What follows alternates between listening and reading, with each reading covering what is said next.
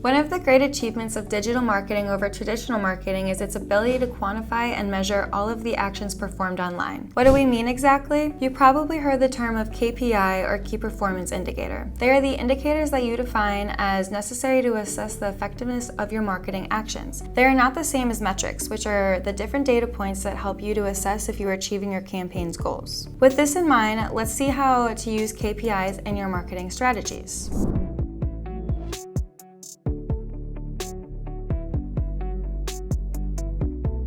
What role do key performance indicators play in marketing strategies? The main one is that they help you measure the success of the different parts of your strategy and allow you to see what's working and what isn't so you can modify your marketing plan accordingly. Do you want to know more about KPIs? Let's see which are the most common ones that can help you determine the success of your marketing strategy so you can better understand what we are talking about. ROI, or return on investment. This is a popular profitability metric used to evaluate how well an investment has performed. To calculate ROI, the benefit or return of an investment, is divided by the cost of the investment.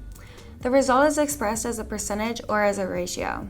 Increase sales. Look how much your sales increased during a certain period of time and take notes to compare in the future. Have they improved since you launched a campaign? This will help you prove if your efforts have been worth it. Traffic sources. Which sources of traffic generate the most visitors to your page? Compare your sources to see which one gave you more traffic so you can improve the ones that didn't help you to get more visitors. Funnel. The sales funnel is important in native advertising since it helps you understand the process of how to get customers. Conversion rate. Conversion rates are an effective way of comparing and contrasting the performance of multiple advertising channels. To calculate the conversion rate, you have to take the number of conversions and divide that by the number of total ad interactions that can be tracked to a conversion during the same time period. Keywords. Keywords are essential to get more traffic, so spend time improving your SEO and searching for good keywords. Mobile devices. Take care of the views you get from the mobile devices. Is your website optimized for mobile devices? CPL, or cost per lead. This is an online advertising pricing model where the advertiser pays for a lead interested in the advertiser's offer. It is also commonly called online lead generation. Engagement rates in your email marketing campaigns. Do your subscribers interact with your email marketing campaigns? Estimate your engagement by monitoring the metrics like CTR, unsubscribe rate, and more. CLV, or customer lifetime value. This is a key marketing metric used to measure how valuable a customer is to your company. This enables you to make better informed marketing and sales decisions